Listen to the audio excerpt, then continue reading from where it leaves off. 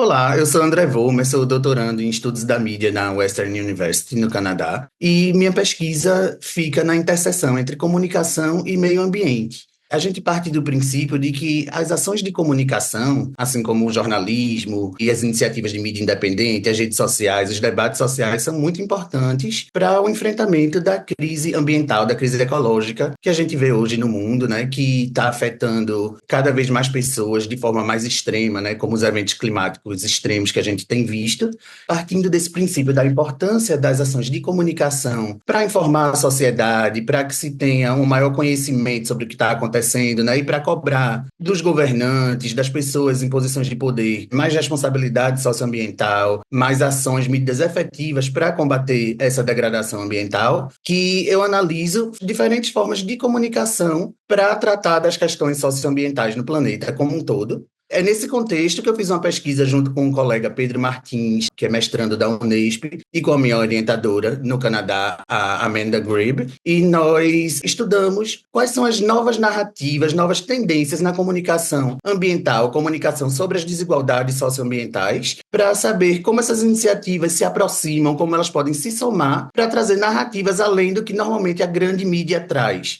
Pesquisas de todo o mundo, e aí considerando muito, dando muita relevância também para pesquisas do Sul Global, de autores da América Latina, demonstram que a maioria das produções jornalísticas sobre o meio ambiente são muito voltadas para a reprodução dos padrões de exploração e de geração de lucro do nosso sistema capitalista, né, da lógica colonialista, mas a gente dá muita importância e precisa levar muito em consideração o conceito de injustiça socioambiental, que diz justamente que os efeitos da degradação ambiental não são sentidos igualmente por todos, mas são as populações mais vulneráveis, como os indígenas, quilombolas, trabalhadores, normalmente pessoas de maioria negra, que sofrem mais com os impactos da degradação ambiental, porque elas dependem mais dos recursos naturais para sua subsistência. Aí sofrem com problemas de saúde, desalojamento. Por essa lógica que a gente olhou para o jornalismo ambiental independente e para a etnomídia indígena, duas narrativas que têm crescido nos últimos anos. O jornalismo ambiental independente, ele foge um pouco dessa questão da grande mídia, porque é feito por veículos ou especializados em meio ambiente, ou veículos de notícia em geral, mas que não fazem parte desses conglomerados de mídia que a gente vê que dominam o cenário de comunicação de forma parecida no Brasil e no mundo, né? Porque tem grande concentração nos donos das empresas de comunicação que controlam aí os principais veículos. E esse jornalismo ambiental independente, ele acaba justamente dando mais espaço para vozes das comunidades, para o conhecimento de base, para tópicos que muitas vezes são invisibilizados ou muito pouco falados na grande mídia. Diversas pesquisas, né, e como eu destaquei, pesquisas do Sul Global, pesquisas da América Latina, mostram que essas produções independentes, mais engajadas, mais próximas das comunidades, das pessoas, têm um grande potencial para gerar um maior engajamento e melhorar a qualidade do debate sobre as questões ambientais. Em paralelo a isso, também de forma bastante crescente nos últimos anos e que tem ganhado mais espaço, vem a etnomídia indígena. E nós identificamos, através da revisão de literatura dessas pesquisas, que